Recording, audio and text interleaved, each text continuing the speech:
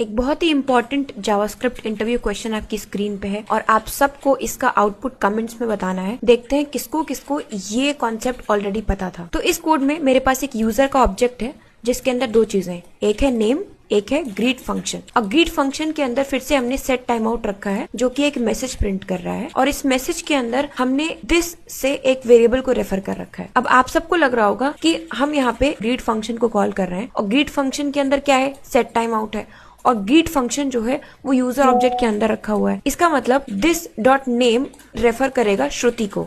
But जो भी ऐसा सोच रहा है गलत सोच रहा है, क्योंकि ये जो सेट टाइम आउट होता है ये एक स्टैंड अलोन फंक्शन है। ये आप कॉल नहीं करते हो, ये ब्राउजर कॉल करता है आपके लिए।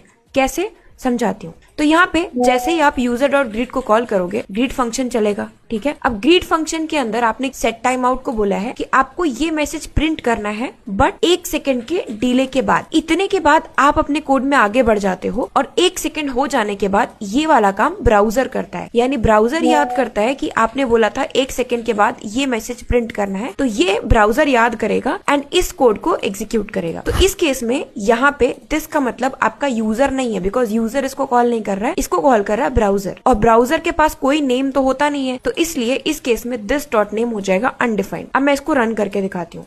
तो अगर मैं इस कोड को रन करूं तो आपको मिलता है hi I am undefined.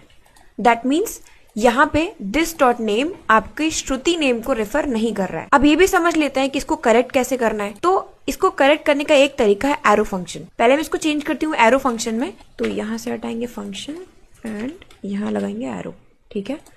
And I will run this.